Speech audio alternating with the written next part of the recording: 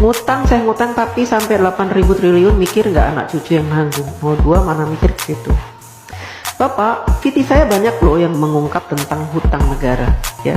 Bahkan kalau saya live, saya selalu bahas tentang hutang negara. Ya, mungkin Bapak yang tidak paham tentang hutang negara. Saya akan jelaskan sekali lagi, ya. Mumpung saya lagi ada semangat untuk menjelaskan, supaya apa? Bapak tidak menyebar hoax, ya. Bapak tidak berpikiran jahat terhadap pemerintah, ya.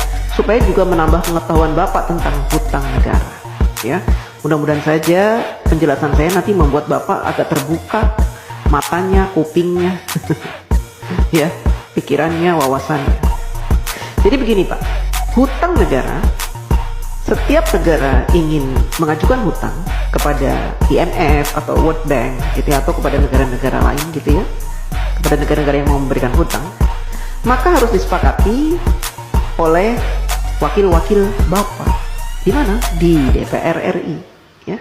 Bentuk negara kita memang mempunyai aturan seperti itu. Presiden tidak bisa memutuskan segala sesuatunya, apalagi perkara hutang sendirian. Jadi harus dinegosiasikan dengan DPR. Dan DPR punya peraturan bahwa negara tidak boleh berhutang, ya, yang mana pembayarannya, cicilannya itu melebihi 60% dari penghasilan negara. Ya. Nah, saat ini sejak Bapak Jokowi menjadi presiden, hutang negara kita itu tidak lebih dari 35%. Artinya jauh di bawah batas maksimal berhutang yang ditentukan oleh DPR RI, yaitu 60%. Artinya apa? Kita masih berada di ambang aman. Ya. Dan saat ini Indonesia terkenal sebagai negara yang hutangnya sedikit.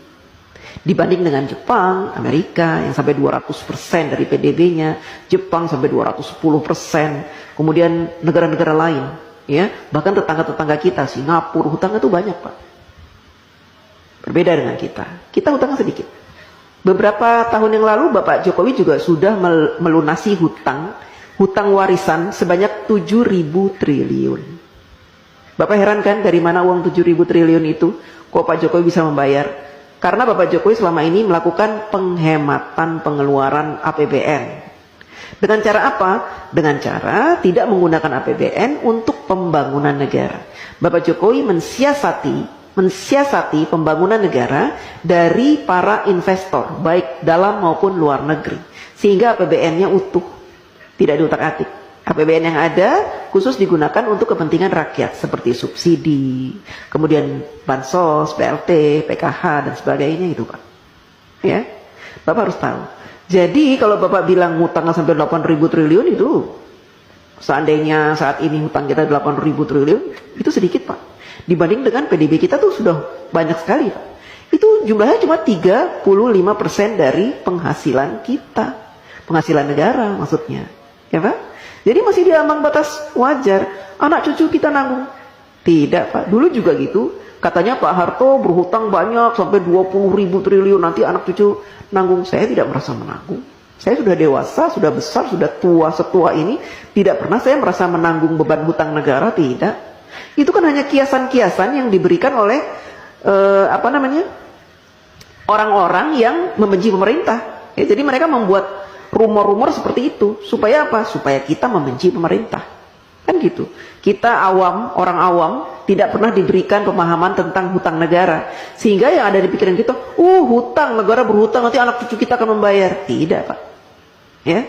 Selama pemerintahan itu baik, memberikan kesejahteraan kepada kita, memberikan gaji UMR yang pantas, ya, kemudian memberikan peluang-peluang untuk usaha sehingga kita punya penghasilan setiap bulan, dan memberikan lowongan-lowongan pekerjaan yang sangat banyak, maka kita tidak terbebani oleh hutang negara Pak. Ya, apalagi sekarang pemerintah sudah membuka banyak sekali lowongan dengan dibukanya smelter-smelter, proyek-proyek hilirisasi, itu akan membuka ratusan ribu lowongan pekerjaan Pak buat bangsa Indonesia, dan itu akan menjadi penghasilan yang akan dinikmati dan sehingga kita tidak dibebani oleh hutang itu, hutang negara. Tidak dibebani Pak. Jadi Bapak jangan sok tahu, ya.